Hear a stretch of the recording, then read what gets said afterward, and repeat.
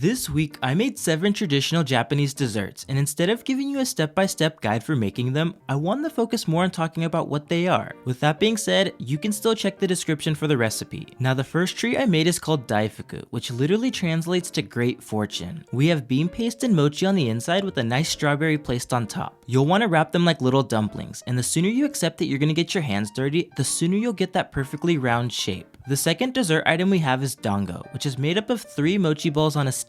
They have both sweet and savory dango, it just depends on what you're in the mood for. This one's called Mitarashi Dango, and it's a fine mix of both. You got the savory from the soy sauce with the sweetness from the sugar. Now that is one that you'll definitely want to try. For number 3, we have Daigaku Imo, which are candied sweet potatoes. As an American, whenever I hear the word sweet potato, I tend to think of the orangish colored ones, but here in Japan, they have purple skin with a yellowish inside. It's actually called Satsumaimo, and they taste great when fried, baked, steamed. Honestly, I don't think I've ever had a bad one. But for those of you with a sweet tooth, you'll have to try Daigaku Imo. Next, we have a matcha crepe cake. Here in Japan, crepes are very popular. In fact, it's not uncommon to see dessert crepes, sandwich crepes, and, well, even crepe cakes. Just like the name suggests, crepe cakes are just layers of crepes stacked on top of each other with cream inside. For a nice Japanese twist, I added matcha to the batter as well as the cream. Now onto my personal favorite, Sesame Ball, which is very similar if not the same thing as the Chinese treat. It's basically a fried mochi ball with bean paste in the middle covered in sesame seeds. When making them at home, be aware that it might make your entire house smell like a donut shop, for better or for worse. It has a nice chewiness to it, and once you have one, it'll be hard to stop. Melon cream soda, aka Japanese root beer float. If you've never had melon soda, it doesn't really taste like melon, but it's incredibly sweet, bubbly, and the perfect drink to go under some ice cream.